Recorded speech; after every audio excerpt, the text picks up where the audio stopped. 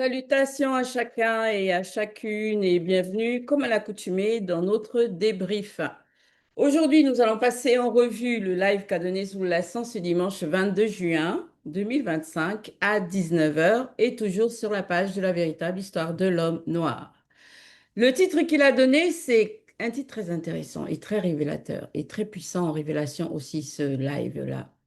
Origine du logo du billet de 1 dollar US, donc le fameux dollar américain.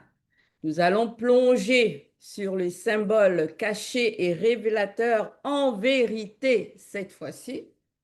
Surtout ce logo-là en particulier qui a suscité tellement d'interprétations et tellement de croyances aussi.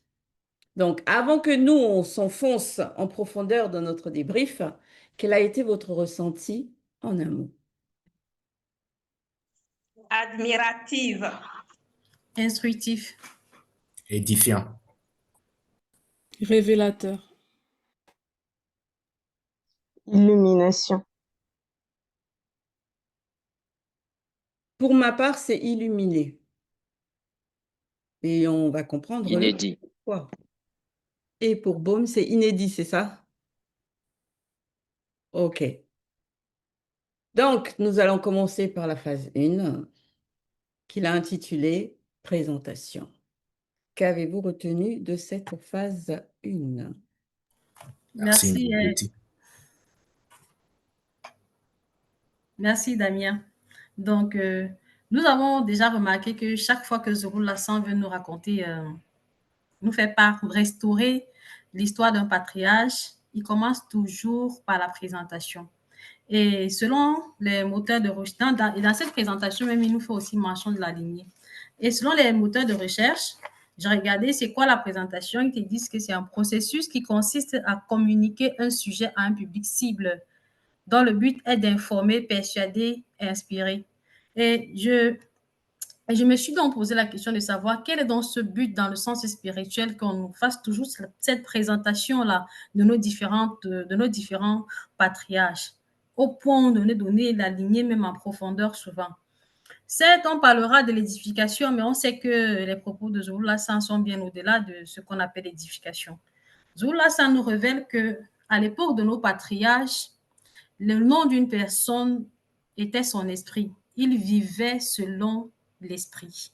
Donc, et en plus de ça, le nom définissait aussi le caractère de la personne lorsqu'il était dans le visible. Et dans l'essence de ce nom aussi, ça déterminait aussi le rôle même que la personne devait faire étant dans la réalité du visible. Ça m'a permis, j'ai un peu fait un rapprochement avec les entités du grand ordre des choses. Parce que chaque fois, parfois, quand on nous dit l'entité des hommes, on dit Mamadi Baïbaïdi, on a vu à quoi? On a vu effectivement son rôle, parce qu'on sait bien qu'elle était manifestée bien avant la création du visible. Donc, et on va comprendre le mieux, plus en profondeur, le pourquoi est-ce qu'on nous révèle par rapport au patriarche Djenné. Oui, merci Daniel. Je vais aborder encore le langage hautement spirituel qu'emploient les patriarches lorsqu'ils se présentent, comme tu viens, n'est-ce pas, de l'aborder. Parce que quand le patriarche va dire « moi, Djenné », en fait, on sait, comme tu viens de le dire, ça n'a rien à voir avec, n'est-ce pas, le fait de dire « moi, Damien ». Parce que Damien, ça, y a pas de, ça ne signifie rien par rapport au spirituel. Et quand il dit « moi, Djenné », et j'ai réfléchi, et c'est comme en fait un positionnement d'abord dans une dimension bien déterminée, bien élevée, c'est-à-dire qui concerne l'esprit, comme tu viens, n'est-ce pas, de le souligner. Il se positionne, n'est-ce pas, de ce positionnement maintenant, il va, n'est-ce pas, se dévoiler. Donc, parce que c'est son esprit, n'est-ce pas, qui se dévoile. Et en dehors de ça, le patriarche, il va préciser qu'il est fils, n'est-ce pas, de Bouinda et petit-fils, n'est-ce pas, de Wumse. Et là encore, je vois ces deux-là comme en fait des témoins aussi. Donc, par rapport à la présentation, n'est-ce pas, que le patriarche Djenné, lui, il va faire. Donc, il y a ces deux-là qui vont témoigner aussi que oui, il est, n'est-ce pas, effectivement, et Djenne et c'est son esprit. Oui, oui, effectivement. Et Zulu Lassan, il nous avait déjà donné la révélation, hein, qu'on ne peut pas parler de quelqu'un sans aller à son origine. Donc, ça fait partie aussi des éléments importants dans la spiritualité. Et ici, la spiritualité, selon le verbe. Et on le sait que le nom a une importance capitale dans la spiritualité. Parce que derrière ces noms-là, il y a la révélation. C'est pourquoi justement ceux-là qui ont injustement usurpé le nom de nos patriarches, certes, ils ont fait du mal, mais ils n'ont pas capté la fréquence. Parce que quand dans les Bibles actuelles classiques, à la place de Djenne, ils vont parler d'Égypte, mais Égypte, ça veut dire quoi? Mais tellement les gens se sont attachés à ce nom pour pouvoir chercher à capter la fréquence. C'est juste pas possible. Avec ce que tu viens de dire, Damien, qu'on voit réellement quand on nous dit ici, voix, pénétration de la vision, que mais le patriarche nous sort de l'avatar, du corps physique, afin que nous puissions vibrer du côté spirituel, parce que sa présentation est aussi spirituelle. Maintenant, certains pouvaient aussi se poser la question de savoir, lors du débrief passé, ou si lui, il s'est présenté comme étant fils de moto dans la réalité, connu et non connu. Mais pourquoi pas ce patriarche? Mais c'est également ça qui se présente ici. Parce que comme Damien vient de le dire, les noms de son père et de son grand-père, c'est révélateur ici. Parce que dans la suite, on va voir pourquoi il a cité ces noms-là. Alors, pour ma part, je me suis arrêtée sur le point de la chronologie, du moins de la datation de l'apparition de l'homme sur Terre. Zoulasan nous révèle que Djéné, lui, il est né au moment de la dérive des fragments du continent. Et la dérive des fragments du continent, ça s'est manifesté au moment de ce que, bibliquement, selon la Bible classique, on connaît à l'époque de la tour de Babel. Et Djéné est le petit-fils de Wumsé. Donc, ça veut dire que avant lui, avant sa manifestation dans le visible, avant sa génération, il y a eu déjà des générations et des générations longtemps avant lui. Et pourtant, quand on regarde dans les dictionnaires, hein, quand on fait une petite recherche par rapport à quand est-ce qu'à peu près ils évaluent la manifestation du premier homme qui met en plus entre guillemets, ils disent que c'est à peu près 3 500 000 d'années avant JC. Mais 3 500 000 d'années, ça ne remonte pas à l'époque de rien que de la tour de Babel, c'est-à-dire de la dérive du fragment du continent. Parce qu'avant ça, il y a eu aussi le grand cataclysme. Et avant ça, il y a eu Ponguissé. Et avant ça, il y a eu Moto, la manifestation de Moto et Muto avant la chute. Donc, tout simplement, ça veut dire que l'homme noir en lui-même, il existe depuis un temps, mais incalculable, selon bien sûr la conscience de l'homme d'après la chute. C'est-à-dire ces pseudo-scientifiques-là, qui veulent toujours nous faire croire qu'eux, ils connaissent la source et l'origine de tout. Mais non, ils ne le savent pas. Mais, par contre, j'ai relevé que quand ils parlent du premier homme, ils font souvent référence à Lucie. Et ils disent que Lucie avait la peau noire. Mais Lucie, c'est un primate. Certes, ses poils étaient noirs, mais sa peau, en vérité, elle était loin d'être noire, hein. Sa peau est blanche. Et tout le monde peut aller vérifier avec les primates d'aujourd'hui. Ils ont des poils d'une certaine couleur, mais quand on rase leurs poils, en dessous, c'est blanc. Donc, l'homme noir n'a rien à voir avec Lucie. Mais par contre, eux, scientifiquement, on dit que, hein, c'est pas moi qui vais dire, ce sont les scientifiques qui disent qu'ils ont des gènes qu'ils partagent en commun avec Lucie et les autres. Donc, l'homme noir existe depuis bien plus longtemps que ça. Ouais. Moi, je vais aller dans son sens, Gengeti, par rapport à la datation, puisque ça concerne aussi Djenné, puisque Djenné, pour certains, ça veut dire Égypte par rapport aux Bibles classiques, et donc pour eux, la religion, on va dire, africaine commence à partir de Djenné. Donc à partir, enfin, dans les Bibles classiques, à partir de l'Égypte. Donc, et là, ça montre déjà, juste par rapport à ses propres propos, dans Kalata Dimsi, que c'est pas possible, parce qu'il n'est pas le premier homme. Sachant que avant lui, il y avait son père, il y avait son grand-père, donc ça veut dire que la spiritualité remonte à bien avant son arrivée. Donc, ça casse une fois pour toutes aussi l'idéologie des Kémites qui se base absolument sur l'Égypte, en se disant que voilà, on va dire, à partir de ce moment-là, que la spiritualité a commencé. Là, Zulu Lasson, il a été très clair, que la spiritualité est une question de race. Donc, ça veut dire que ça a commencé bien avant son arrivée. Donc, c'est déjà aussi, on va dire, un nettoyage par rapport à cette idéologie-là. Oui, ta suite, Wikipédia. Alors, moi, cette présentation, en fait, m'a ramené aussi, je dirais, à cette supercherie-là qui est présentée dans les Bibles actuelles classiques par rapport au père de Djenné, c'est-à-dire qui est Bowinda, et dans les Bibles actuelles classiques, Cham, qui parle de la malédiction que, soi-disant, Noé avait donnée à Cham, c'est-à-dire le père de Misraïm, qui est Djenné.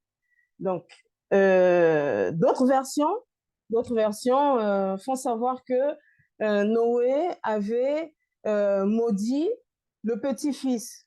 Donc, déjà là, ça montre aussi qu'ils ne sont pas en accord entre eux. Un premier point. Mais ça montre aussi que il n'y a qu'une seule vérité. Et s'il y a plusieurs vérités, ce n'est plus la vérité. Donc, voilà pour l'instant.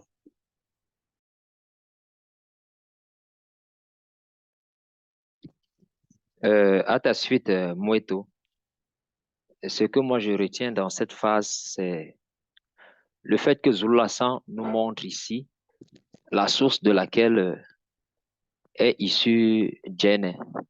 Et comme Bekekedi l'a dit, en tant que premier Égyptien, ici Zulu Lassan nous permet de remettre je peux dire en ordre, les idées erronées que certains scientifiques, entre guillemets, dits égyptologues, ne connaissent pas. Parce qu'on voit que ce pan de l'histoire est méconnu dans les écoles, dans les universités. On ne parle pas clairement de cette période de la dérive des fragments du continent. Et ce qui me marque aussi par rapport à ce que Bekeke a dit, on voit que plusieurs Africains aiment dire que c'est à Djenné que la civilisation a commencé, en parlant aussi des mathématiques, de la science et autres. Et là, on comprend que c'est faux. Zulu Lassan nous a révélé que Moto, le premier, est la civilisation et que lui également, il a bâti des villes tout comme son fils Pongissé. Il a fait usage de l'électricité, il a fait usage des hautes technologies qu'on ne peut imaginer ni concevoir en parlant des armes thermonucléaires qu'on ne peut même pas avoir aujourd'hui dans cette réalité. Donc, dans cette présentation encore, Zulu Lassan remet les choses.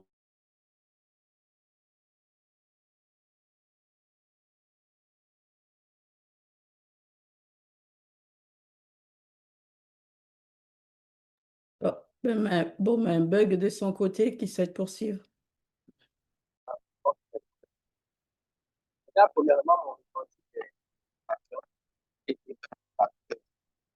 On ne t'entend pas, Yves, hein, ça s'entrecoupe. Je disais déjà, premièrement, mon ressenti, c'est d'illumination. C'est bon là? OK. Et pour poursuivre, dans cette première phase, ce que moi je retiens, c'est que là, on a le personnage principal qui est à l'origine de ce qu'ils appellent le peuple égyptien. Mais ici, c'est Djenné qui veut dire voir pénétration de la vision. Parce que le patriarche porte bel et bien son nom. Et ici, il dit dans sa présentation qu'il fut manifesté bien longtemps avant la dérive des fragments de notre grand et beau continent. Il parle d'un seul continent, la précision. Il n'y a qu'un seul continent. Le reste ne sont que des fragments du continent. Et ce qui me marque ici, c'est que nous remarquons qu'il précise manifesté bien longtemps avant la dérive. Ça veut dire quoi? Ça veut dire que nous savons que le Djenné est un peuple connu pour sa grande technologie, sa civilisation et tout et tout. Mais avant Djenné, il y a eu plus que Djenné. Exemple, il y a eu Mundo, d'où est sorti le puissant parcellaire qui a régné aussi avant la dérive des fragments du continent. Ça veut dire quoi? Ce qu'on retient, c'est qu'avant même la dérive des fragments du continent, il y avait la technologie. Il y avait une immense technologie, comme l'a souligné Baum, parce que les Ponguissés ont bâti des villes syriques, comme il a mentionné. Donc, ça met fin à tous ces mensonges selon lesquels avant, les hommes étaient dans les cavernes, il n'y avait pas la lumière et tout, blablabla. Ça met fin à tout ça. Et le patriarche même le grand-père même de Djenné était Wumsé. Et on sait que Wumsé a bâti un bateau a bâti une pyramide remplie de grandes technologies. Donc, Zulu a mis fin ici à beaucoup d'aberrations selon lesquelles la technologie n'existait pas avant, et c'est ce que j'ai remarqué pour un premier temps. On peut compléter? On peut, Ngengeti? Oui, tu peux. D'accord. Comme vous l'aviez si bien précisé, Djenné, pour nous aider dans la compréhension de ce récit, il nous situe exactement à quel moment il a été manifesté dans le visible. Et quand, avec l'initiation qu'on a déjà reçue par Zoro Lassan, on comprend que à cette époque, vraiment, là, il y a certains patriarches même recevaient directement aussi les initiations des entités du grand ordre des choses. Donc, on comprend par là que la transmission de la connaissance se faisait sous la tutelle de ces différentes entités-là. Il respirait la crainte du respect vraiment qui est dû à l'Oba. Et moi, je vois ça comme un héritage. Et cet héritage est tellement vivant qu'aujourd'hui, nous parlons de ça. Et quand on parle de ça, c'est pas comme si c'était une histoire ancienne qu'on racontait. Tu ressens que c'est vivant et que c'est présent. Et il nous laisse cet héritage impérissable, afin que nous aussi, par le verbe de l'Oba, nous puissions explorer cela davantage, qu'on puisse vraiment rentrer à la source et savoir notre origine véritable et comment ça se faisait. Oui, on peut continuer. Allez-y. D'accord, ok. En fait, je voudrais aborder toujours, je voudrais rester toujours dans le même sens hein, par rapport au langage, n'est-ce pas, spirituel, hautement spirituel que les patriarches utilisent. Donc, c'est le langage encore de je fus manifesté. En fait, si Zulu Lassan n'est pas là, on ne peut pas avoir, c'est-à-dire ce langage-là. C'est hautement, c'est-à-dire ça dépasse le langage de je suis né ou bien j'ai vu le jour. C'est en fait quand le patriarche il dit je fus manifesté, il sait en réalité de quoi il parle. Parce que derrière, n'est-ce pas cela, on peut comprendre qu'il y a une force. Il y a une force, il y a une volonté, il y a une préparation. Et là aussi, il y a une vision qui est en même temps déjà son nom, parce qu'il ne vient pas pour venir, il vient pour un but bien précis. Oui, effectivement. En fait, c'est une présentation codée. Hein. Ah oui, il fallait faire vraiment une pause pour décortiquer parce que les informations sont tellement lourdes et de sens. De sens. Déjà, quand cette présentation est bien comprise, on peut déjà comprendre la suite de ce qui nous attend. Parce que là, on peut déjà comprendre que c'est à une époque où la spiritualité était dans sa plénitude. Bon, pas que maintenant ce n'est plus dans sa plénitude, c'est déjà par rapport à l'état de conscience de ceux-là qui vivaient cette spiritualité en ce moment-là. Donc, on s'apprête là vraiment pour de lourd, surtout quand il va encore préciser la pénétration de la vision. Là, on voit qu'il ne suffit pas de voir, hein. Quand on voit, il faut aussi pénétrer ce qu'on voit. Et c'est là, en vérité, qu'on capte les révélations qui viennent de cette vision-là. Donc, quand il va parler ici, ce n'est vraiment pas de tâtonnement, mais c'est véritablement des choses qui vont nous permettre de transcender notre état de conscience et d'être illuminés, hein, tout simplement.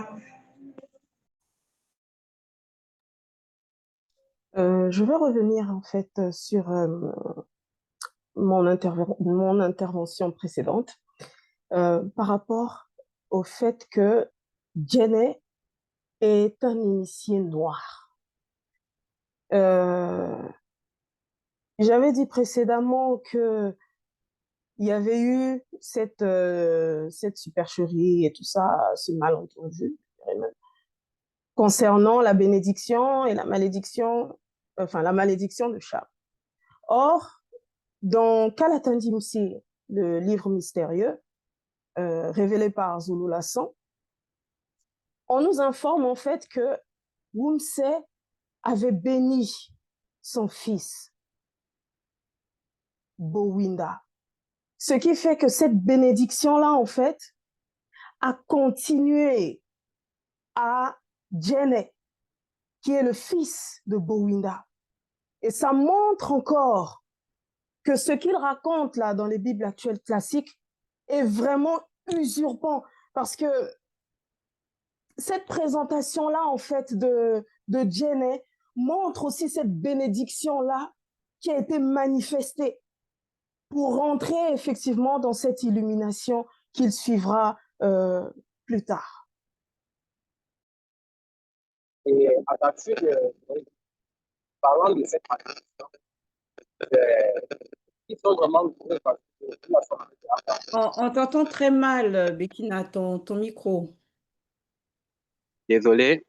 Je disais tantôt, à la suite de Moeto, parlant même de cette malédiction, c'est un récit biblique des Bibles classiques qui est vraiment bourré de malentendus, de contradictions, de confusion, parce que vous l'avez déjà démontré. Ils disent que Noé a maudit Cham, et c'est d'où les Noirs sont sortis, et déjà même ça n'a pas de sens. Il maudit le fils, mais la malédiction tombe sur les petits-fils, soit disant Canaan, d'où les Noirs sont sortis. Donc les Noirs, c'est une malédiction. Pourtant, déjà, avant Djenne, parce qu'ils font un peu de l'Égypte comme ils font de Jésus, c'est-à-dire, ils vont faire du christocentrisme, ils vont prendre quelque chose qu'ils vont placer devant. Ils prennent l'Égypte,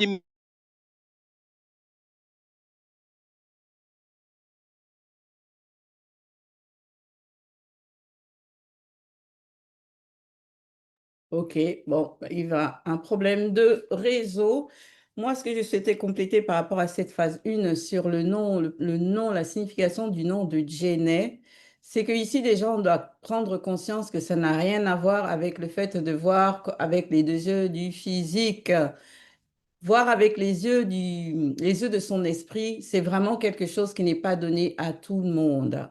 Et quand une personne est appelée, est amenée, il faut plutôt dire, parce qu'il est amené, il ne le fait pas forcément de son propre chef, de sa propre volonté, c'est une entité qui lui permette que cette personne puisse être un témoin oculaire de quelque chose qui va marquer son temps ou qui va marquer le temps des descendants des générations à venir. Et c'est vraiment une mission, c'est un mandat, c'est au-delà même de la grâce quand c'est conféré à une personne d'avoir cette capacité-là. Et comme on dit, à l'époque de Djéné, à l'époque de ces générations-là, durant ces grandes périodes qui ont été marquées par de nombreux, on va dire, événements marquants dans la manifestation de la création du visible, même après la chute, l'état de conscience, comme a dit Abiké, était vraiment, vraiment, euh, on va dire quoi, pas prédominant, mais c'était vraiment la base pour pouvoir vivre ce genre d'expérience. Parce qu'aujourd'hui, qu'on ne se leurre pas, tous ceux qui prétendent avoir des visions, là, s'il vous plaît, qu'on ne se leurre pas. Et Jenny va nous montrer justement ce qu'il en est d'avoir cette capacité véritable de voir par les yeux de son esprit sous la guidance d'une entité. Et on poursuit de ce fait dans la phase 2, que Zoulassan a intitulé l'entité hybride à face de taureau. Qu'avez-vous retenu de cette phase? Oui. Par rapport à cette phase 2, donc l'entité hybride à face de taureau, on peut comprendre même déjà que le jour, parce que j'ai réfléchi là-dessus, on peut comprendre que le jour, parce que c'était le 7e jour, hein, et le 6e mois. Donc, on peut déjà comprendre même que le jour et le mois se mettent, n'est-ce pas, déjà ensemble pour attester cet âge, n'est-ce pas, du patriarche de 13 ans. Donc, pour dire que là, c'est vraiment spécifique. Donc, pour dire, le hasard n'existe pas dans la spiritualité. Et j'ai réfléchi aussi qu'à notre époque, aujourd'hui, pour une époque qui vient de passer à 13 ans, on peut voir, hein, donc la plupart sont encore dans la conscience de l'enfant. Donc, c'est les jeux par ici, c'est de l'amusement, ainsi de c'est la distraction pratiquement avec, n'est-ce pas, des camarades. Mais ici, à 13 ans, on dit que le patriarche Djenné, lui, il se trouvait seul, donc au bord d'un grand fleuve mystique, non loin de leur demeure. Donc, seul, ça veut dire, en fait, c'est profond. Seul, ça veut dire que derrière, il y a la méditation déjà intérieure. Il y a la méditation intérieure et on dit fleuve mystique. Donc, il est conscient que ce fleuve-là est mystique. Donc, ça veut dire qu'il y a déjà des phénomènes, n'est-ce pas, qui se passent. Mais malgré ça, il va se positionner, n'est-ce pas, pour, c'est-à-dire attendre quelque chose. Et pourquoi il va attendre quelque chose? Parce qu'il est passé aussi par l'initiation, n'est-ce pas, de son père, Bowinda. Donc, pour comprendre que oui, il est là pour une mission. Il est là, n'est-ce pas, pour être au service du verbe de l'Oba. Bon, moi, personnellement, je ne sais pas s'il était conscient hein, à 13 ans de la mission qui allait lui être conférée par la suite. Mais ce qui est sûr, c'est que la disposition d'un enfant âgé de 13 ans, un enfant initié âgé de 13 ans, chapeau. Parce que comme tu l'as dénoté, Damien, les pré-ados et ados d'aujourd'hui, là, leurs préoccupations, ça va être que des préoccupations de l'ordre du charnel. C'est-à-dire être à la mode, être la beauté, les copinages, les Congo etc., etc. Mais l'enfant initié de 13 ans, et on nous avait déjà révélé aussi à travers d'autres patriarches à cet état-là, à cet âge-là aussi, eux, leur état de conscience, mais la manifestation de leurs pensées à eux sont constamment tournées vers des préoccupations d'ordre spirituel. Et ça, sincèrement, chapeau, chapeau. C'est juste magnifique d'être conscient de ça, quoi. De prendre conscience que il fut un temps où il y avait des enfants de 13 ans qui, eux, passaient leur temps qu'à méditer sur les choses profondes du comment, du pourquoi de l'existence et de tout ce qu'il y a derrière l'existence. Vraiment, sincèrement, les parents d'aujourd'hui, on doit faire très attention. Il faut vraiment qu'on veille sur l'éducation de nos enfants, quoi, et qu'on fasse en sorte que eux aussi, la manifestation de leurs pensées soit tellement profonde qu'elles arrivent à capter la fréquence des entités, au point où ces entités se révèlent à eux pour les initier. Oui, Oui, tout de suite, Ngengeti. Oui, merci. Euh, Effectivement, hein, comme tu as dit, l'initiation se fait vraiment dès le bas âge, surtout lorsqu'on est dans le verbe de l'Oba. Donc, il faut vraiment qu'on prenne conscience de ça. C'est vraiment important parce que c'est là même qu'on reçoit, je dirais, la base pour nous permettre, en fait, de grandir. Et dans cette phase-là, j'ai pensé aussi par rapport à la présence de l'entité hybride face de Taureau avant la chute, qu'elle était apparue aussi à Senga, fils de Sango et Wala, à la naissance de Senga. Et aussi même lors de la méditation de Senga et de sa mère. Toujours cette même entité-là pour initier dans le savoir interdit, c'est-à-dire la pénétration de la vision.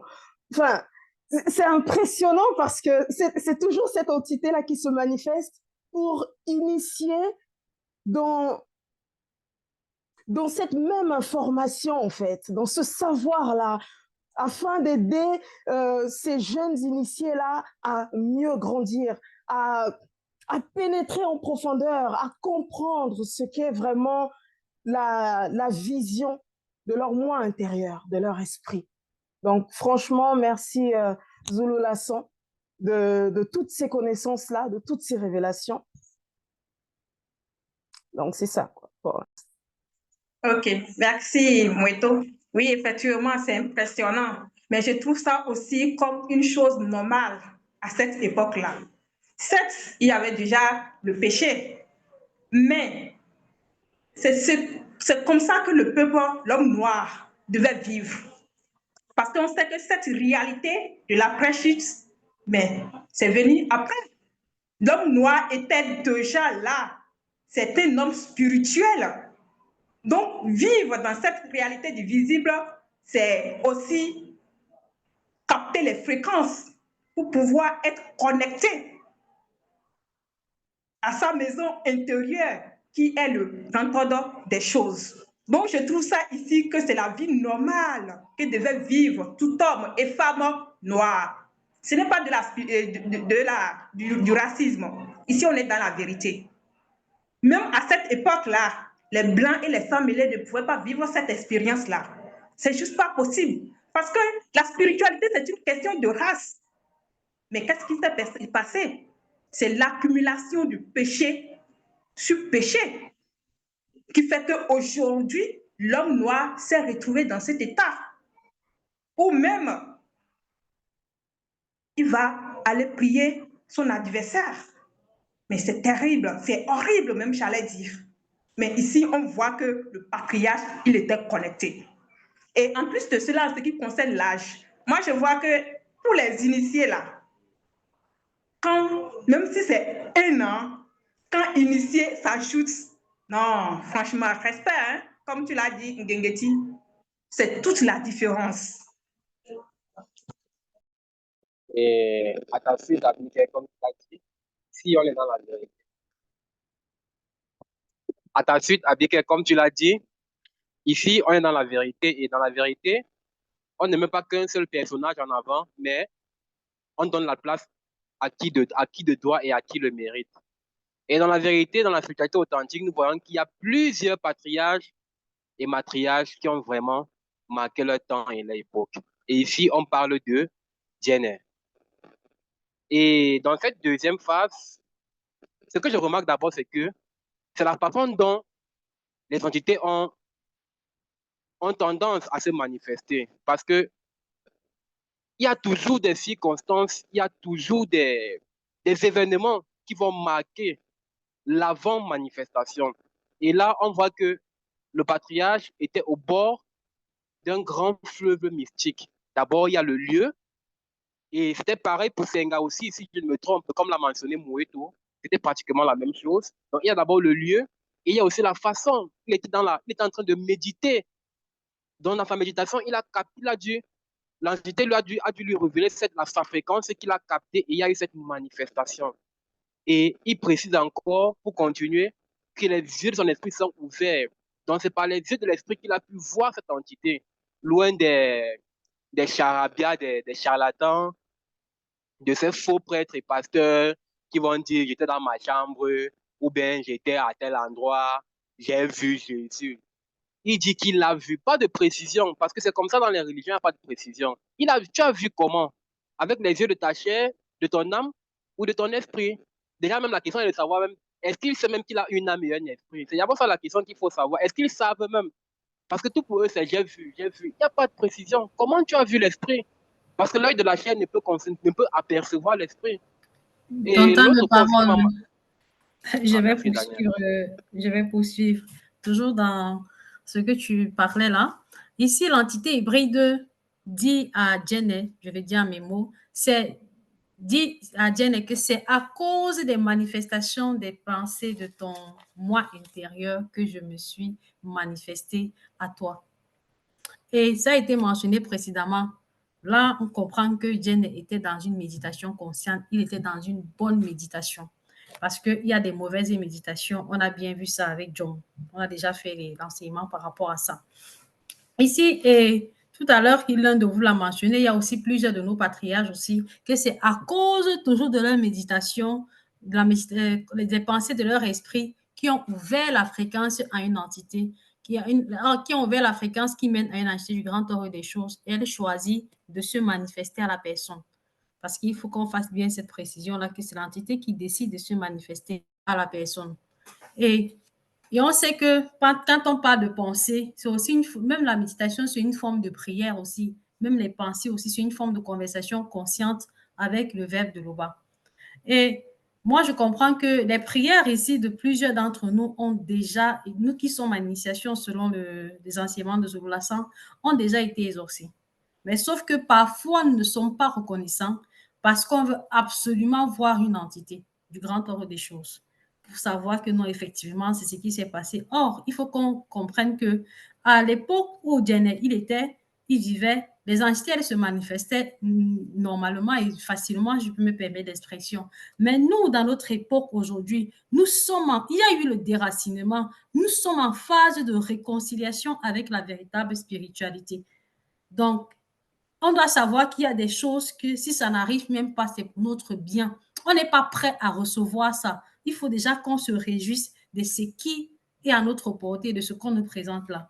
Merci. Oui, moi j'aimerais revenir juste un petit peu en arrière par rapport au moment où Djenne a eu cette apparition, où ses yeux spirituels se sont ouverts et donc il a pu voir l'entité hybride à face de taureau. Euh, on sait qu'il avait déjà reçu l'initiation, qu'il était déjà... la lignée dont il est issu, c'est une lignée qui a déjà eu à voir aussi des entités. Donc déjà, on a parlé de l'âge. Donc on est conscient que à son âge, il avait déjà un niveau spirituel très élevé. Mais malgré tout ça, hein, malgré le fait qu'il vienne d'une lignée aussi prestigieuse, il a ressenti la crainte. C'est pas comme les faux pasteurs là, ils vont voir selon eux des anges, ils vont converser avec eux comme si c'était leurs camarades. Selon eux, non, ça n'a rien à voir. Là, il y avait vraiment je dirais qu'il est conscient. Djenne était vraiment conscient de là où il était à ce moment-là, de ce qu'il était en train de se passer. Et il y a une précision qui est importante qui a été donnée par Zulu Lassan, c'est qu'il y a d'autres entités qui furent là. Donc l'entité des instants et l'entité de la crainte, de crainte.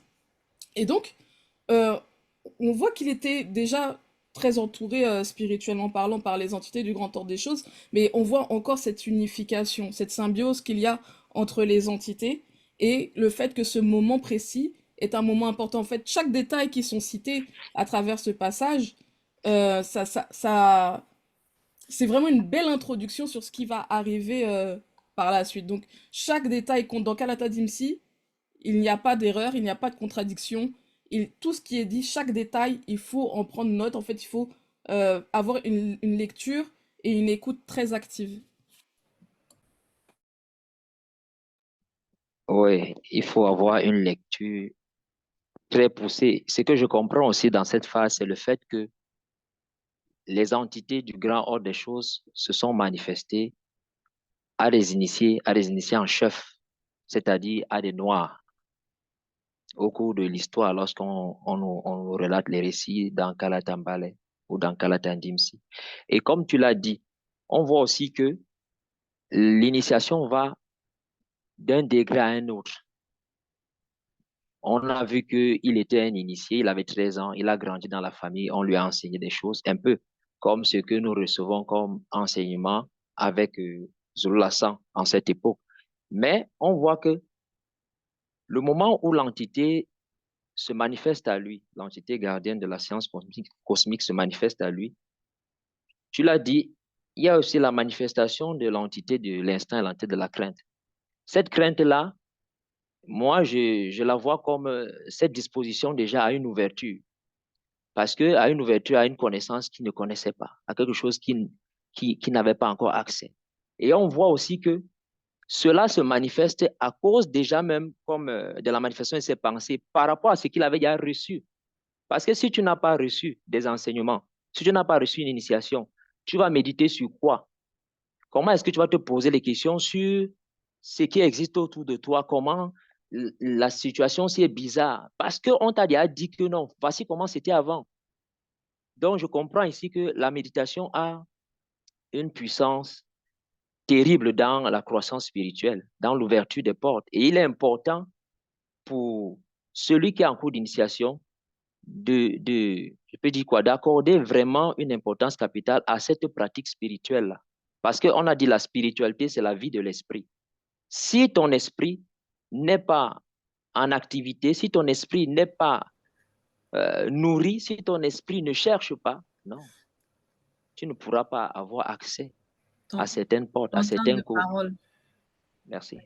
Et une chose aussi qui est vraiment aussi importante à retenir, c'est quand l'entité hybride à face de taureau, justement, précise qu'il va l'initier en fonction de ce qui est à sa portée.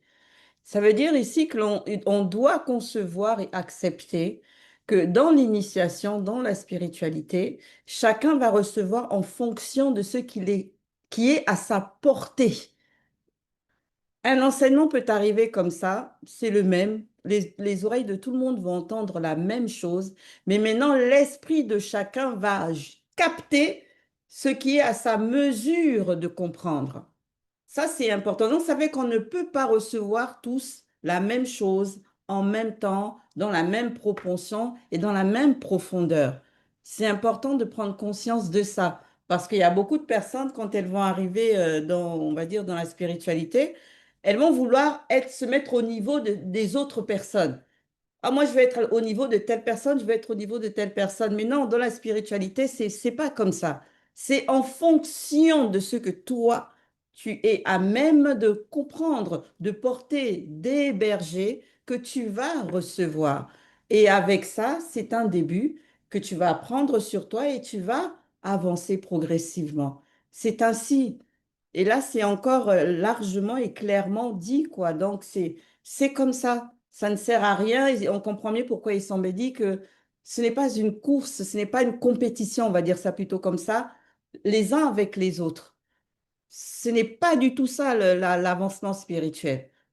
On avance chacun, certes, à notre rythme, mais on est tous sur la même voie et vers la même direction. C'est important de vraiment pénétrer ça aussi dans les profondeurs, quoi. Oui, exactement. Et, et la base, au fait, de ce que tu viens de dire, et bon aussi, c'est vraiment la disposition, comme vous venez de le dire. Parce que, étant dans la réalité du visible, les parents qui l'ont initié, si ils n'avaient pas capté toutes ces initiations-là et véritablement les mettre comme de vêtements, mais l'entité ne va pas venir pour lui dire des choses que les parents lui ont déjà dit. C'est en cela que l'entité vient ici, il dit, j'ai été envoyé afin de t'initier dans une très grande connaissance qui est le savoir interdit. Et quand l'entité va se manifester en ce moment pour ma compréhension, mais c'est pour cette fois-ci ouvrir encore une fréquence déjà par rapport à sa mission et aussi ce qu'il va accomplir, même déjà aussi en ce qui le concerne. Parce que souvent, les gens ou bien veulent voir les entités. Mais si déjà les enseignements que tu reçois, c'est ça te passe déjà, l'entité va venir te dire quoi? Surtout que l'entité n'est pas ta camarade de la route. Hein? Donc, c'est vraiment pour une mission précise. Quand l'entité va venir pour te dire, OK, tu vas faire ceci, et c'est ce qu'on va voir par la suite. Donc, franchement, il faudrait qu'on sache savoir les choses, les codes. Ça, c'est des codes de la spiritualité. Tu veux voir entité, mais d'abord, l'entité n'est même pas prête, ne veut même pas te voir d'abord. Et si l'entité veut te voir, ce n'est pas pour t'initier, pour que tu puisses aller faire ce que tu veux faire, mais c'est pour une mission. Et cette mission-là, rassurez-vous, c'est vraiment grandiose. On va voir ça par la suite. Effectivement. Ok, donc nous allons poursuivre justement sur la phase 3 en ayant ce qu'a dit Abiké en phase de transition. La phase 3 que Zoulassant a intitulée « Première étape de mon initiation ». Qu'avez-vous retenu de cette phase? Oui, Lucie, par rapport à cette troisième phase-là, concernant ce que Abiké a évoqué tout à l'heure par rapport à l'initiation, il y a ce point-là, parce que le verset 12, qui parle des symboles, clairvoyance, illumination, évocation, qui représente le nom de Djenne, moi, ça m'a ramené un peu à ces initiateurs non initiés là, qui pensent pouvoir initier leurs frères non initiés à base de plantes hallucinogènes pour pouvoir ouvrir leurs yeux et tout ça, alors que en réalité, c'est pour les endormir en fait, hein, dans cet obscurantisme là, au lieu de les amener en fait à l'éveil qu'apporte l'entité hybride à face de taureau. Et ça montre vraiment, en fait, la puissance que représente, en fait, l'initiation de Djenne par rapport à cette illumination-là qu'il était en train d'embrasser toute son existence, je dirais, et même pour la descendance qui venait plus tard. Ouais, moi, je vais continuer aussi dans ce que tu dis. Dans le début de la phase, il y a quelque chose, moi, qui m'a beaucoup marqué. Et c'est quelque chose qu'on a vu aussi lors du débrief précédent. C'est l'importance de l'identité. Son initiation, là, en cette étape, commence d'abord par le fait qu'il puisse vraiment pénétrer euh, son propre nom. Donc, savoir en profondeur qui il est. Ça en dit long en fait sur le début du cheminement, même dans la spiritualité. On peut pas se targuer, on va dire, suivre le chemin de sanctification ou bien, euh, on va dire oui, je suis fils ou fille de moto ou de mouton, si véritablement on ne sait pas qui on est. Si on n'a pas vraiment pris conscience de son identité, en fait, ce sont que des mots.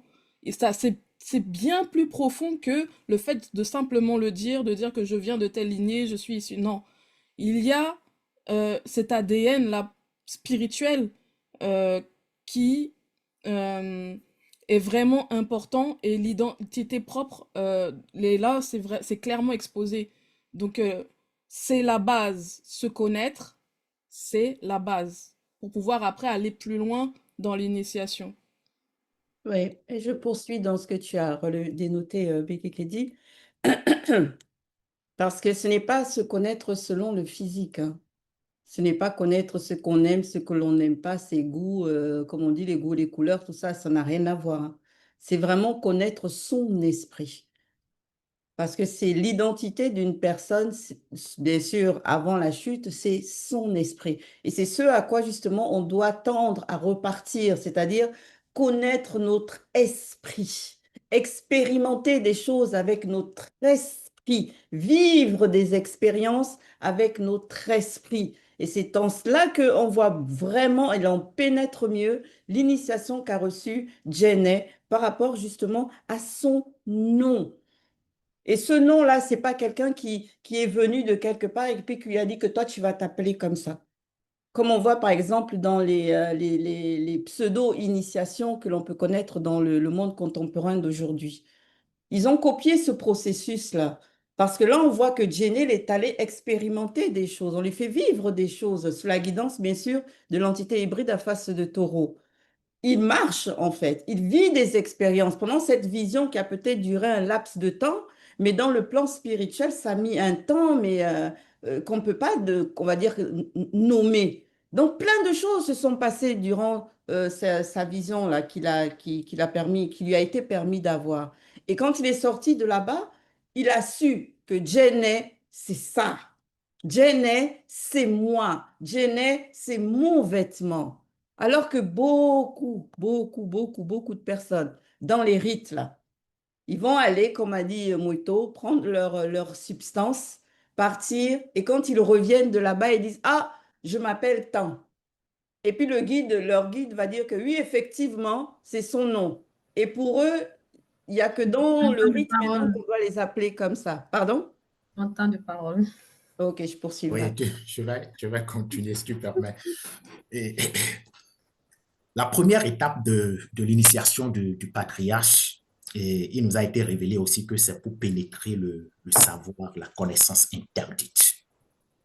Et j'ai réfléchi aussi là-dessus. Donc déjà, quand Zulu Lassan, n'est-ce pas, nous amène, n'est-ce pas, à voir le voyage spirituel du patriarche, et comme Ngengeti vient de le souligner, c'est sous la guidance, n'est-ce pas, de l'entité hybride qui lui est apparue. Donc, Zulu Lassan nous a déjà révélé aussi que quand c'est-à-dire sans être initié, on voit un démon et qu'on manifeste, n'est-ce pas, la peur et que le démon, n'est-ce pas, voit la personne, le démon peut entrer. Et là, le démon va posséder. Donc, je comprends aussi en cela que dans la spiritualité, il n'a pas été permis que les démons, n'est-ce pas, puissent apparaître à tout le monde, à n'importe qui, comme ça. Et aussi, Zulu Lassan nous a initiés par rapport à la cohabitation occulte. Donc, il y a, c'est-à-dire cette forme, je vais dire, de possession entre griffes, mais volontaire. Et là, on voit ici au niveau du patriarche qu'il y a, c'est-à-dire les deux manières, n'est-ce pas, ce sont des choses qu'on n'a pas permis, c'est-à-dire pour le premier cas. Mais ici, il y a une connaissance et il y a un savoir interdit que j'ai dénoté ici.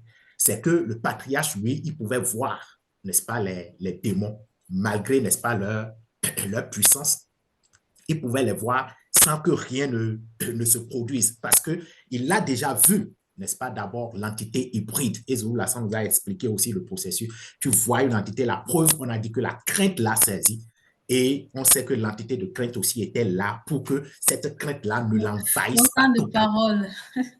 Je vais continuer dans ce que tu es en train de dire, Damien. Donc, avec Jenner, on comprend que l'initiation à la connaissance interdite à plusieurs fréquences. Parce que précédemment, on a vu qu'il avait déjà reçu l'initiation de ses parents et ça fait partie de la connaissance interdite. Sauf que ici, maintenant, il entre dans un domaine vraiment un peu plus précis et plus concis qu'il s'agit du spirituel.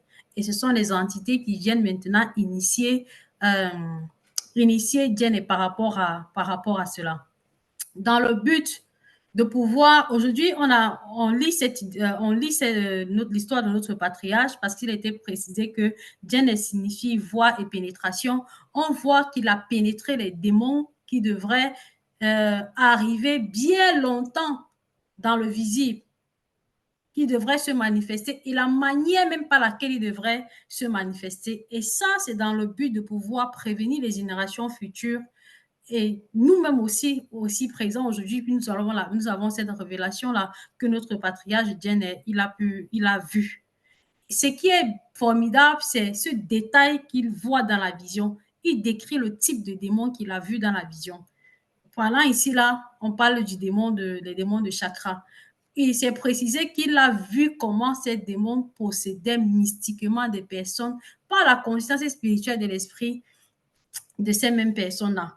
Je me suis juste un peu arrêtée sur cette phrase-là. J'ai dit, mince, c'est un peu comme si on est en train de te dire, tu vois comment tu mélanges la farine et la levure, tu vois comme ça, tu vis ça en direct. Mais c'est ça que notre patriarche Jen a pu voir. Parce que là encore, il nous révèle même que par rapport à ce que Zulu Lassan nous a déjà dit, que même on a les yeux spirituels. Et c'est par là que ces démons-là peuvent aussi opérer pour pouvoir posséder certaines personnes. C'est quelque chose de très formidable, cette révélation. Oui, ce temps de parole. Oui, je vais continuer. Lors du début passé, j'ai dit qu'en lisant les récits des patriarches, on doit ressortir le geste de la générosité. Mais arrivé ici, là, j'ai dit que c'est au-delà même de la générosité. C'est de la frayeur en plus. Parce qu'on prend le patriarche spirituellement parlant, et lors du voyage, c'est les démons qu'on lui montre en ce qui concerne la génération à venir. Mais il fallait être prêtre spirituellement parlant.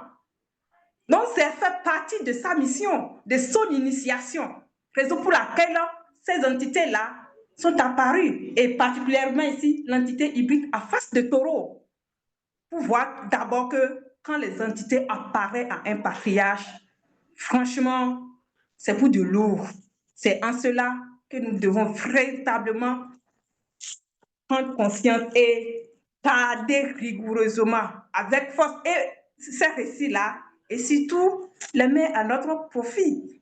C'est vraiment très important. Et quand je dis les mettre à notre profit, nous, on ne peut pas voir déjà même aller voir des démons là, il ne faut même pas souhaiter ça.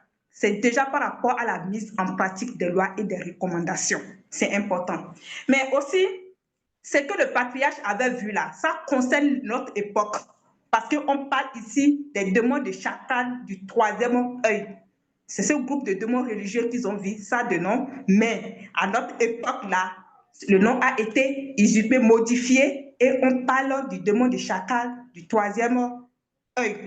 Et quand les gens sont à fond dans cette spiritualité, ou bien même je vais dire fausse spiritualité, je dirais même religion, ils pensent qu'ils sont dans la vraie.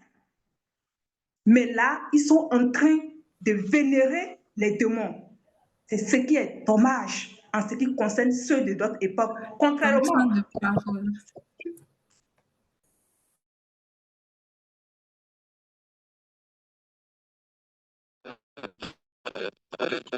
À ta suite, je me tiens dans cette phase qui concerne Ton micro grésille, Baume. l'initiation du Djenne. Comme vous l'avez dit, on comprend que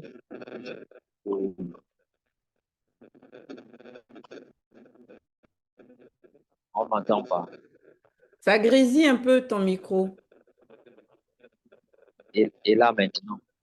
Vas-y.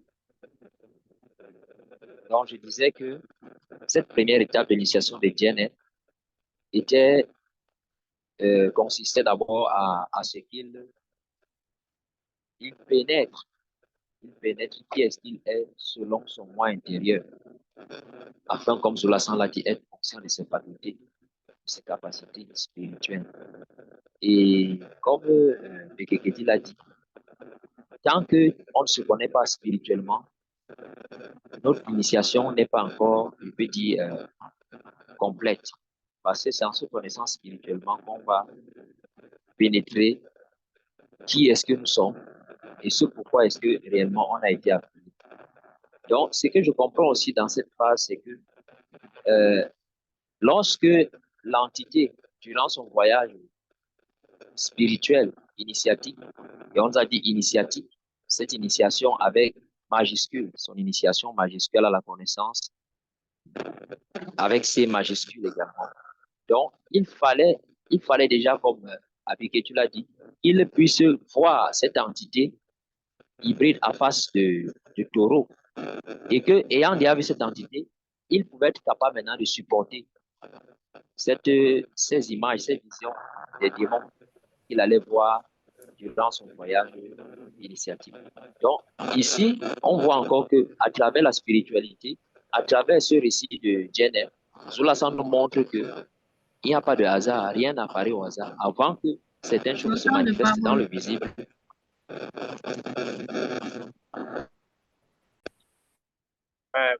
Pour continuer, dans cette troisième phase qui concerne la première étape de l'initiation de Djenne, moi, je vais continuer dans la fréquence que Abike et Daniel ont ouverte par rapport au groupe de démons religieux qu'il a aperçu. Là, on parle des démons du chakra du troisième œil.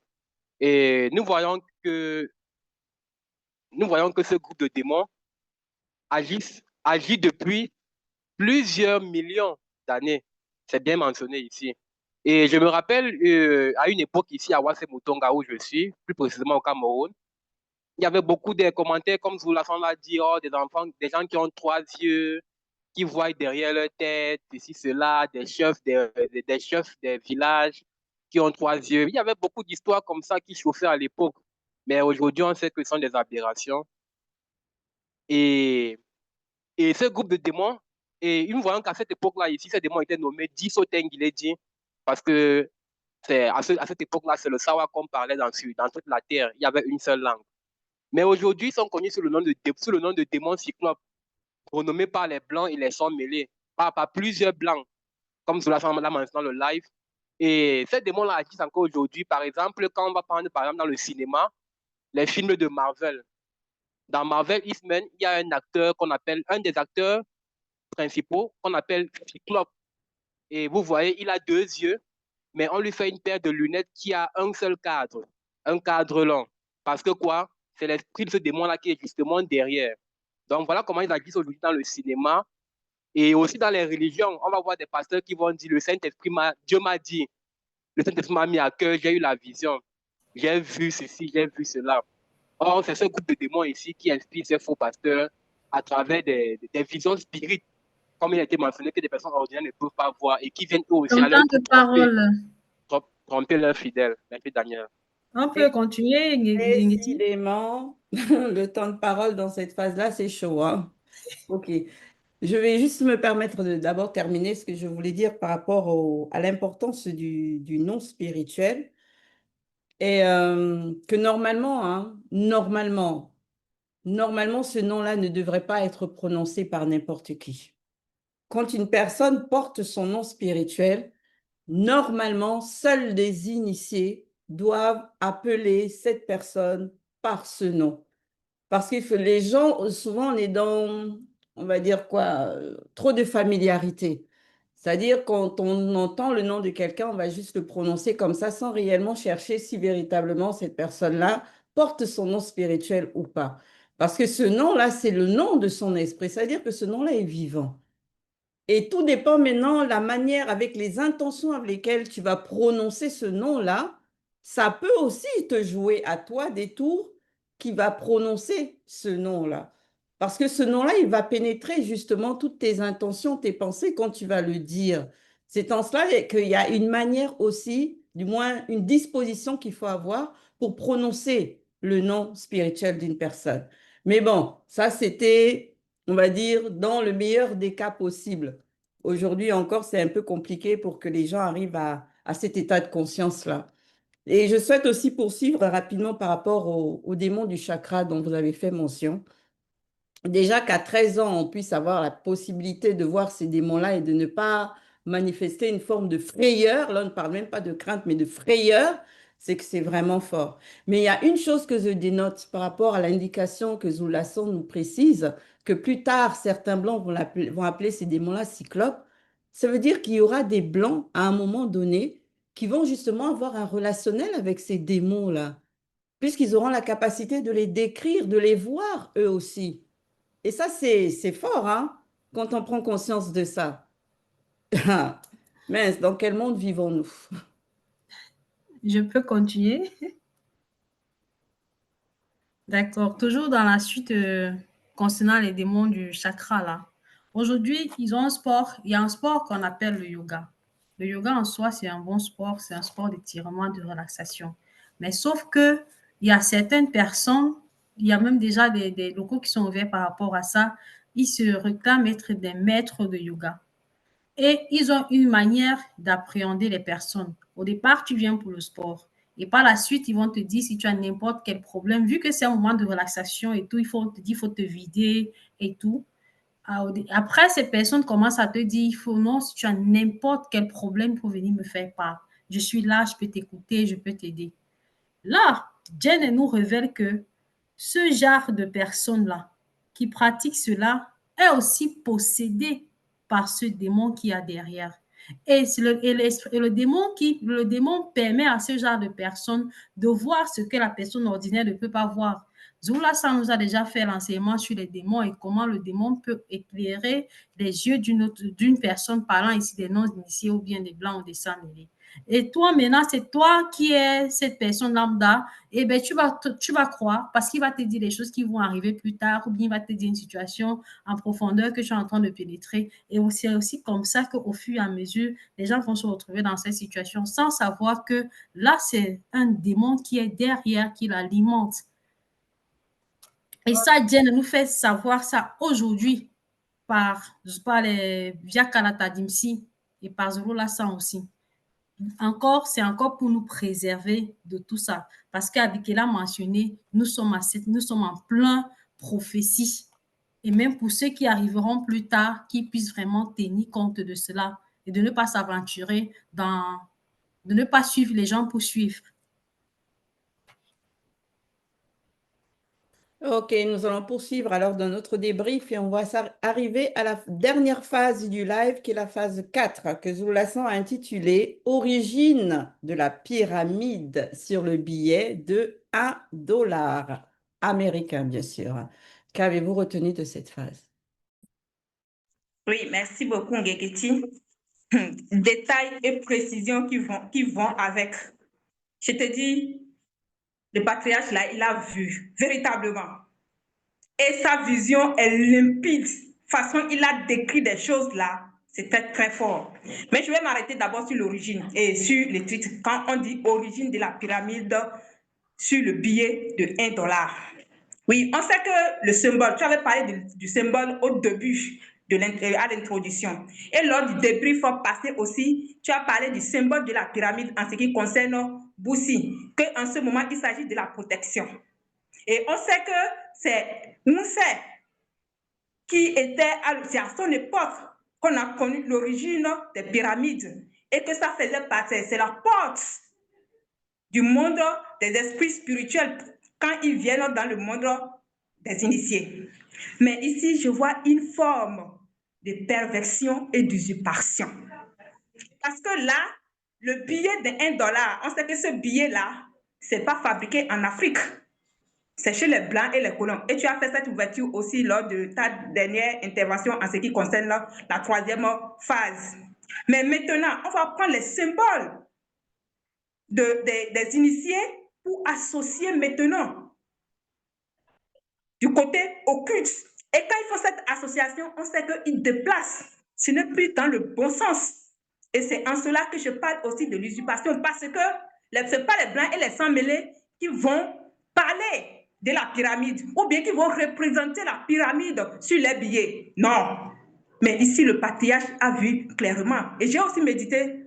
Bon, je vais vous laisser. Ok, Merci, merci. Abigail. Vas-y, Damien. Ok, merci Yves. Oui, c'est une grâce vraiment de goûter et de s'alimenter, je vais dire, de la connaissance de notre patriarche Djenné qu'il nous a révélé à travers, n'est-ce pas, le billet de $1. Donc, Zulu Lassan a permis que nous puissions comprendre. Et j'ai réfléchi encore, je vois que la grâce est double. Parce qu'en cette époque où Zulu Lassan nous fait pénétrer, n'est-ce pas, cette conscience et cette connaissance interdite, j'allais dire, il y a des indices. Il y a des indices qui sont là, qui confirment, n'est-ce pas, la prophétie et la vision du patriarche Djenné. Donc, cet indice, c'est déjà la valeur qu'on va donner, n'est-ce pas, à ce qu'on appelle, c'est-à-dire la monnaie qui est le dollar. Donc, c'est une monnaie en réalité qui, en fait, est, c'est-à-dire presque dans les transactions internationales, c'est cette monnaie-là qui est considérée. Et je pense, donc, à moins que ça soit une erreur, il y a d'autres monnaies qui sont plus fortes, n'est-ce pas, que cette monnaie-là. Mais on peut se poser la question de savoir, mais pourquoi c'est cela? Et comment on appelle, les actualités sont là, où, n'est-ce pas, ce pays-là qui porte cette monnaie, on a vu comment, c'est-à-dire cette guerre commerciale qui est lancée, n'est-ce pas, aujourd'hui par rapport au monde entier. Donc, toujours à cause, on va dire toujours à cause, n'est-ce pas, de cette monnaie-là. Donc, ça devient vraiment, c'est-à-dire, c'est une connaissance lourde, comme Zulu Lassan l'a dit, et qu'on ne peut même pas vraiment, c'est-à-dire voir pénétrer la portée pour le moment. Merci. Oui, Merci. Merci, Damien. Et je vais continuer dans la fréquence de Abigail qui parlait d'usurpation de l'histoire. Et en plus d'usurpation, moi, je vais aussi parler du fait que, en fait, non seulement il veut usurper, mais il veut aussi s'accaparer l'histoire des patriarches et des matriarches de la tribu Sawa, du peuple originel. Moi, quand j'étais adolescent, je faisais beaucoup de recherches sur le mysticisme et tout ça. Donc, j'avais déjà eu à faire des recherches sur la pyramide. On parlait de l'œil qui voit tout, soi-disant, ça représente l'initiation de ceux qui sont dans les sectes, les Illuminati, Jay-Z, Beyoncé, tous ces trucs-là. Et bon, on disait que l'œil là qui est au-dessus représente Satan. C'est-à-dire, Satan voit tout, il contrôle tous ceux qui sont initiés. Moi, j'avais cette connaissance-là dans ma tête avant Zulu Lassan, mais aujourd'hui, je sais que ce sont des aberrations parce qu'en fait, la vraie histoire est que cette pyramide-là représente cette pyramide à 13 marches inachevées représente l'âge de l'initiation de Djenné, Donc, c'est très en rapport avec toutes ces aberrations des youtubeurs et tout, et tout, et tout, et tout. Et autre chose, c'est que je m'en mêle les mots. Je vais m'arrêter là. Je me suis emmêlé les mots. Pas de souci, Yves. Euh, c'est bon, je peux continuer? Vas-y, Merci. Moïto. Oui, merci. Alors, euh, par rapport à cette phase 4 là, il y a eu une peur, en fait, que les non-initiés, en tout cas tous ceux qui croient à ces supercheries-là, ont manifesté sur le mot Illuminati. Vous voyez un peu? Euh, Parce qu'en fait, de ce que j'ai compris en faisant des recherches et tout ça, et de ce que aussi Zulu Lasso nous a révélé, que ces égrégores-là, non initiés, blancs, sans mêlés et tout ça, ont eu à manifester en pervertissant le nom, le mot Illuminati, alors qu'en fait, Illuminati veut dire clairvoyance, en fait, éclairage au savoir interdit. Donc, moi, ce que j'aimerais quand même dire par rapport à ces personnes-là qui ont peur, c'est de ne pas avoir peur de ce mot-là.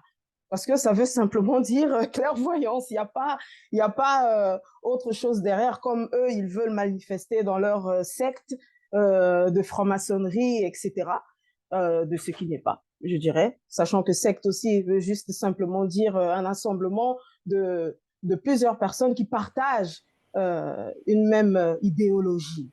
Donc, pour l'instant, je... Ok. Donc moi, je vais poursuivre sur ce que Damien il a soulevé. Quand justement il dit que mais vraiment, il faut comprendre le pourquoi le dollar américain, jusqu'alors, est la devise la plus échangée au niveau du monde, quoi. Mais pour comprendre ça, c'est simple, il faut juste qu'on reparte au niveau de Wumsé. Le symbole derrière la pyramide, de l'arche qu'il a eu à manifester.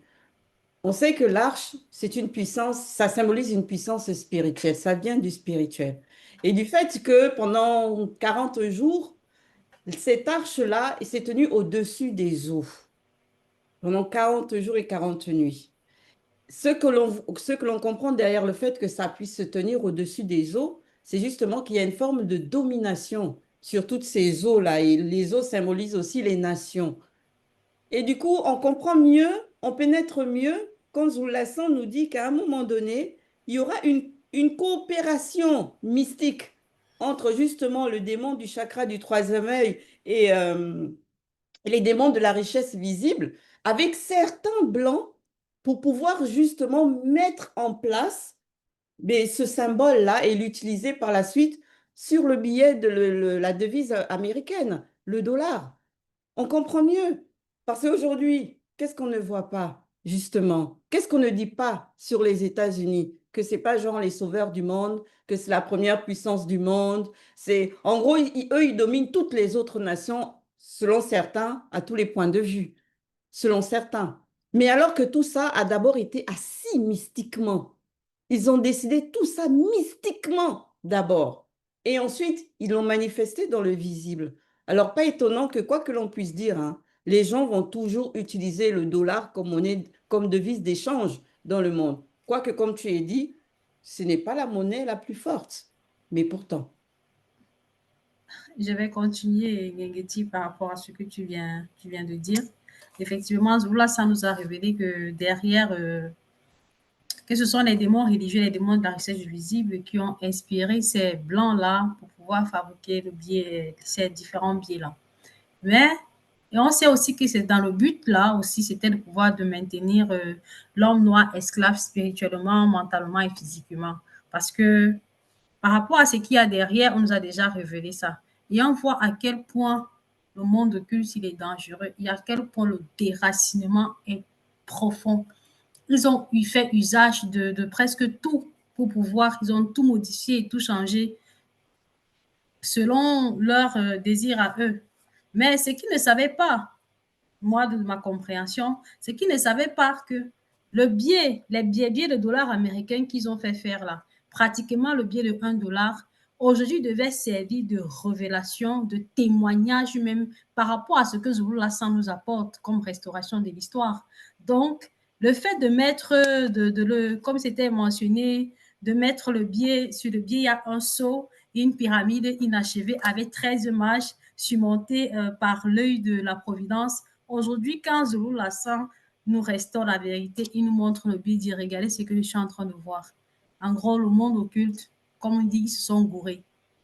Maintenant, certains peuvent se poser la question de savoir, aujourd'hui on a la révélation de comment ces billets ont été fabriqués. Est-ce qu'on doit continuer à les utiliser? Mais la réponse est oui, parce que le dollar, c'est le papier et les démons ne vivent pas dans le papier. Et en plus de ça, tout appartient à l'Oba unique, véritable créateur. Donc, toutes les personnes aussi même qui sont en initiation, à l'école initiative de Zulu Lasson, et qui mettent réellement la parole du verbe en pratique, n'ont pas peur. Ils savent qu'ils sont naturellement protégés par la manifestation du verbe de l'Oba.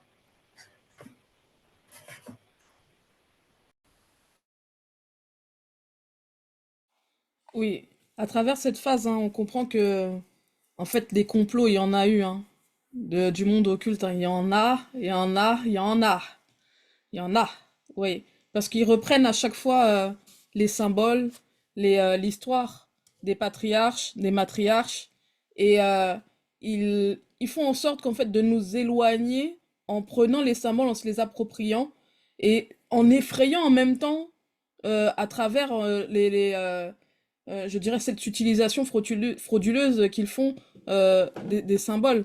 Donc il faut prendre conscience de ça, puisque il y a quelqu'un qui avait dit une fois que l'homme noir n'est pas assez rentré dans l'histoire, l'Africain n'est pas assez rentré dans l'histoire, mais l'histoire, c'est l'homme noir. Et là, on le voit clairement que à chaque fois, chaque symbole, chaque histoire, ils reprennent, ils trafiquent ça, et puis ils renvoient ça après au peuple noir qui prend et qui se retrouve après complètement désorienté. Il n'arrive plus à comprendre d'où il vient. L'identité se perd complètement, et aussi, il est effrayé. La plupart du temps, l'homme noir est effrayé de tout ça. Donc c'est quand même vraiment un travail de fond qui a été fait.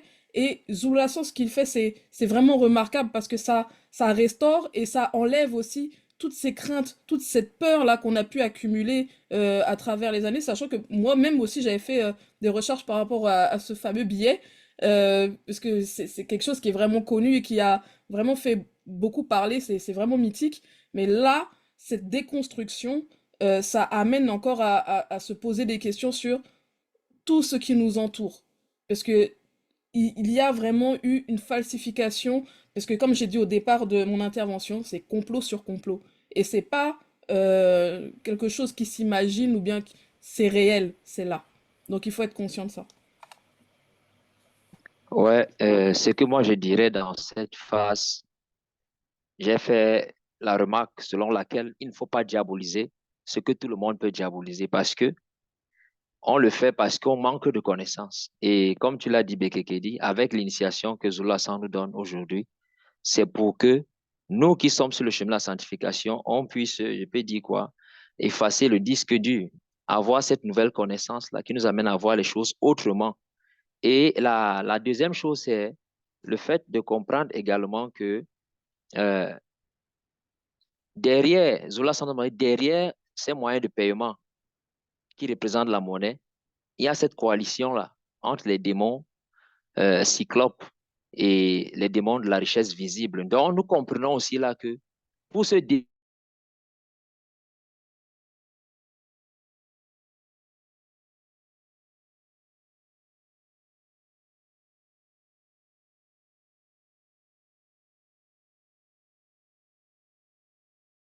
on peut se défaire de cette monnaie-là. On comprend que derrière cette monnaie-là, il y a des démons puissants. Mais là, c'est selon la cette libération-là.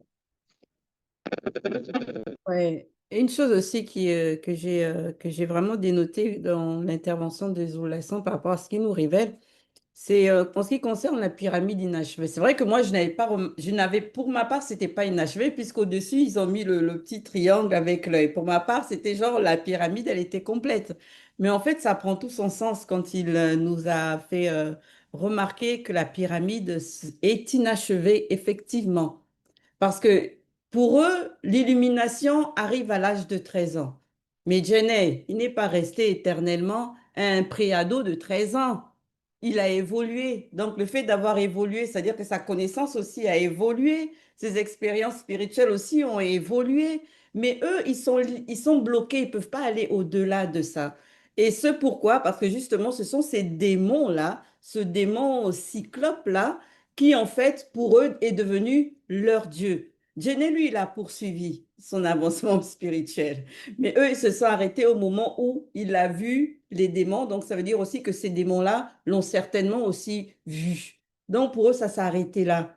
Maintenant, quand ils mettent leur Dieu là, qui disent que c'est l'œil de leur Dieu, ça veut dire que leur Dieu là, il est cyclope alors. Leur Dieu là, il a une anomalie, c'est un handicapé.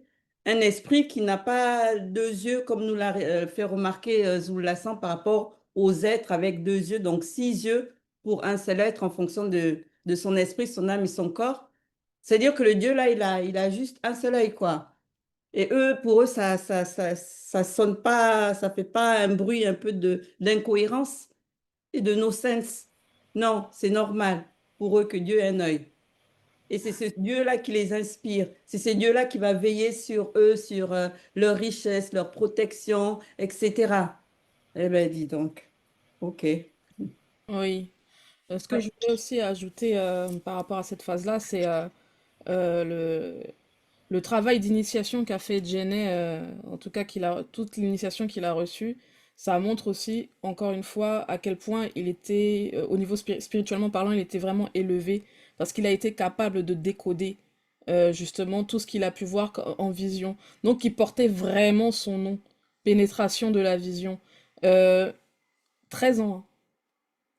13 ans, et il a été capable, par l'initiation qu'il a reçue, de décoder et de donner la signification pardon, exacte de ce qu'il voyait. Donc, c'est pas comme on aime bien à chaque fois faire le parallèle avec ceux qui se prônent avoir des visions, qui ne savent pas après expliquer ni rien du tout. C'est très très très flou, parce que c'est le mensonge, ils mentent. Ça n'a rien à voir. Là, les précisions, la manière dont c'est décodé, ça en dit long en fait sur où est la vérité. Et donc, il faut vraiment prêter attention. Ce sont aussi des signes, c'est ce qu'on appelle le discernement. Lorsque l'on entend euh, comment Zoulassant s'exprime tout à travers le live, ah, il n'y a pas match. Si je peux poursuivre dans ce que tu dis, Bekeke, dit Zoulassant a dit la vérité rend intelligent. Ça, c'est vrai. Ça rend vraiment intelligent et voilà, on transcende la conscience au fur et à mesure. Il nous a vraiment encore libérés sur la notion de troisième œil qu'on prône partout, surtout dans les dessins animés avec les enfants. Dès le bas âge, on les initie déjà à cette fausse doctrine-là. Ils grandissent avec. Après, certaines personnes vont aussi raconter au fur et à mesure. Aujourd'hui, là, ça nous a vrai. Il a encore pointé ça du doigt. La notion du troisième œil n'existe pas. Un homme, on va dire quoi, une personne, on va dire 6. Les yeux de la conscience du corps, les yeux de l'âme et les yeux spirituels. Ça, il nous a révélé. Donc, il faut qu'on arrête avec l'antivérité et qu'on puisse aussi pouvoir transmettre cet héritage-là comme on reçoit aussi à nos descendants si le Père le permet. Oui, merci Daniel. Ce que je voulais ajouter aussi, c'était à la suite de ce que Ngengeti avait dit en ce qui concerne l'âge de Djede, mais ils n'ont pas vraiment pénétré la révélation parce que après 13 ans, Djede, il est resté encore plus. Mais ils ont aussi le fait que c'est le symbole de $1 qu'ils ont choisi là. C'est vrai, ça on peut parler aussi de la première initiation. Oui, mais ce qu'il faut aussi noter ici, c'est que le patriarche n'a pas reçu une seule initiation. Donc, il y en a vraiment plusieurs étapes dans son initiation. Donc, ceci pour dire encore qu'il faut, du moment où on est dans la réalité visible et qu'on est en train de continuer notre marche dans la sanctification, qu'on a franchi des étapes par étapes, ce n'est pas encore fini. Peu importe notre âge, l'initiation continue. Parce qu'on ne peut pas tout connaître. tant que nous sommes encore dans cette réalité divisible. Donc, c'est la transcendance, surtout, qu'on doit capter. C'est la fréquence de la transcendance d'état de conscience qu'on doit présenter. Et c'est ce que nous voyons aussi à travers tous les lives, les enseignements que Zulu Lassan nous apporte. Donc, véritablement, il faut être connecté et rester soumise aux lois, aux recommandations du Verbe. Exactement, Mickey, c'est sur tes mots que nous allons arrêter notre débrief. Et donc, merci à tous de votre participation, de vos participations. Et comme à l'accoutumée, en espérant que cela va aider à une meilleure compréhension, du moins toucher une meilleure profondeur dans les révélations de Zulu Lassan, les pénétrer. Et si le Père le permet, au prochain débrief.